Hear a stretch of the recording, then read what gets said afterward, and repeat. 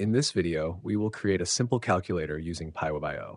The goal is to take two numbers from the user, calculate their sum, and display the result on the screen. Let's walk through the logic behind the code. First, we import the necessary modules from PyWebIO. We use the input function to get input from the user. Float is used to specify that we want to accept floating point numbers.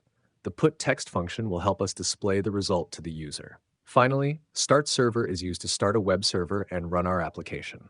In the calculator function, we prompt the user to enter the first number and store it in a variable. Then we ask for the second number. After that, we calculate the sum of the two numbers and display the result using put text. Finally, we start the server using start server, which will run our calculator web application on the specified port, in this case, port 8080.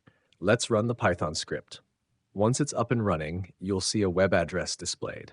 Head over to that address where you'll be prompted to enter the first number. After clicking the button, you'll be asked to enter the second number. Once you've done that, the sum of the two numbers will be displayed on the screen. In the next videos, we will explore more advanced features of PyWebIO, so stay tuned.